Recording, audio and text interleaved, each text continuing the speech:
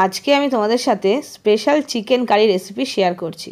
এটা খেতে এত সুস্বাদু হয়, ভীষণ টেস্টি একটা রেসিপি। চলো তোমাদের সাথে শেয়ার করি চিকেনের রেসিপি স্পেশাল।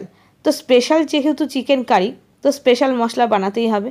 তো দেখো আমি এখানে গোটা ধনে, গোটা জিরে, দারচিনি, এলাচ, তেজপাতা সব কিছু শুকনো খোলায় ভেজে নিচ্ছি। একটুখানি ভালো করে যখন সুন্দর গন্ধ এসে যাবে তখন নামিয়ে নিয়েছি। ওই কড়াইতে আমি দিয়ে দিলাম সর্ষের তেল। ওই তেল ভালো করে গরম হওয়ার পরে মাংসের জন্য বড় বড় করে আলু কেটেছিলাম সেটা দিয়ে দিলাম। দিয়ে আলুটাকে একটু নুন দিয়ে ভেজে নিচ্ছি। অল্প একটু নুন ছিটিয়ে দিলাম। নুন ছিটিয়ে দিয়ে আলুটাকে ভেজে নিচ্ছি। এবার আলু ভাজা হচ্ছে, এদিকে আমি মশলাটাকে একটু ঠান্ডা করে নিলাম। ঠান্ডা করে নিচ্ছি। ঠান্ডা হয়ে যাওয়ার পরে মশলাটাকে আমি বাটবো। আলু ভাজা হয়ে গেছে, তুলে নিলাম। ওই তেলের মধ্যে দিয়ে দিলাম পেঁয়াজ কুচি। পেঁয়াজ আমার এখানে ভাজতে বসিয়ে দিয়েছি। আর এদিকে দেখো যে গোটা মশলাটা ভেজে নিয়েছিলাম সেটা ঠান্ডা হয়ে গেছে। এবার মিক্সিতে আমি বেটে নিলাম। এই স্পেশাল মশলাটা দিয়েই হবে চিকেন কারিটা।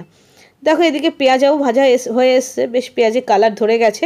তখন আমি দিয়ে দেবো ফ্রেশ করে ধুয়ে রাখা চিকেন। এখানে 500 চিকেন আমি ব্যবহার করেছি। এবার পেঁয়াজ ভাজা হলে ওই ভাজা পেঁয়াজের মধ্যে চিকেনটাকে দিয়ে পেঁয়াজের সাথে আবার চিকেনটাকে একটু ভেজে নিচ্ছি। পেঁয়াজের সাথে চিকেন ভাজলে না বেশ সুন্দর চিকেনের টেস্ট ভালো আসে। আর যখন চিকেনটা গায়ে হালকা হালকা সাদা স্পট হয়েছে তখন চিকেনটাকে ভাজা শেষ হয়ে গেছে। তখন এরকম বেটে রাখা আদা, রসুন আর টমেটো মিক্সিতে বেটে নিয়েছিলাম সেটা দিয়ে দিলাম।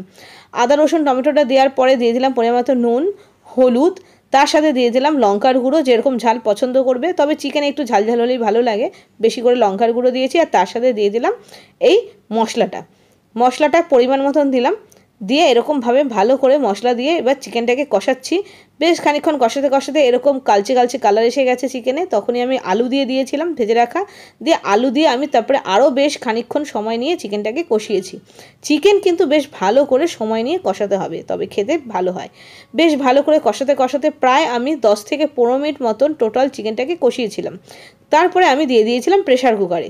আর কড়াইয়ের মধ্যে জল দিয়ে ভালো করে ফুটিয়ে মশলা যা কড়াইয়ের মধ্যে গায়ে লেগেছিল পুরো মশলাটা নিয়ে নিয়েছি।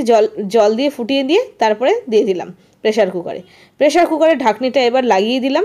লাগিয়ে দিয়ে 2টো সিটি দিয়ে পুরো গ্যাসটা যখন চলে গেছে তারপরে তোমাদের খুলে দেখাচ্ছি। দেখো তৈরি হয়ে গেছে এই স্পেশাল চিকেন কারি রেসিপিটা। এটা খেতে ভীষণ ভালো লাগে। এই রকম মশলা দিয়ে একবার বানিয়ে দেখো, ভীষণ টেস্টি হয়। তো দেখো এরকমভাবে সার্ভ করে নিয়েছি। গরম গরম ভাতের সাথে সার্ভ করো, ভীষণ ভালো লাগবে। তোমরা পোলাওয়ের সাথেও, বাসন্তী পোলাওয়ের সাথেও সার্ভ করতে পারো, সেটাতেও ভীষণ ভালো লাগে। তো কেমন লাগলো জানিও। আজকে এই পর্যন্তই। দেখা হচ্ছে আরও নতুন নতুন রেসিপির সাথে। Bye bye.